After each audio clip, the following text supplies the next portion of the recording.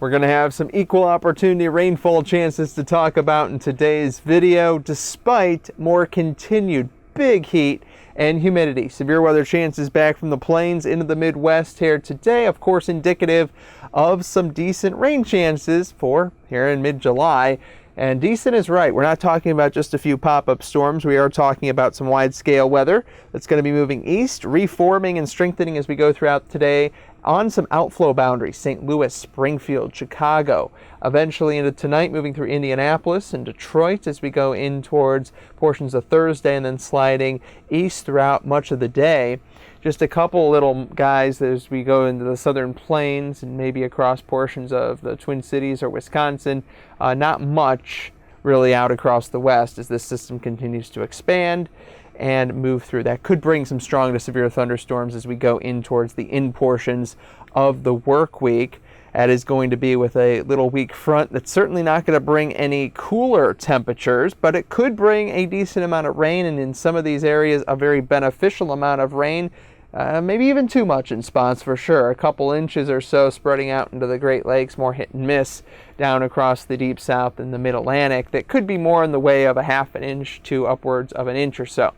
This is the large-scale ridging pattern. So we're going to have what's known as a heat dome really start to spread on out and become very widespread. These are above average height anomalies, and this is again indicative of persistence more towards heat over a very large area, especially centered here across southern Ontario, southern Quebec, into much of the Great Lakes and Northeast. You'll see kind of how that translates and how it impacts you in just a tad.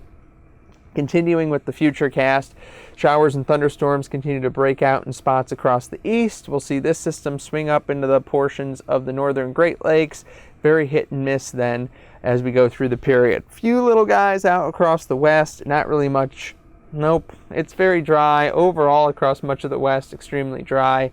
Just not that many chances. You wouldn't expect it to be a wet pattern for this time of year, but we got ridge runners that's going to continue to drop in. That will probably produce an above average rainier pattern, or at least the chances for it outside of the ridge. Ridge down here, it'll kind of expand, it'll pull back a little bit, it'll expand again, so you get the activity that kind of comes off towards the north of the ridge.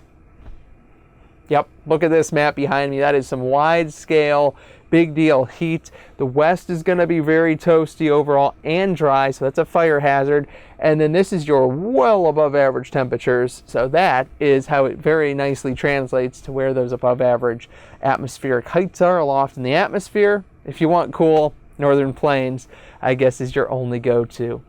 So NeoWeather brings you detailed, accurate information, not only specific for your business, but also for your location. Nothing like apps and TV forecasts. Check us out.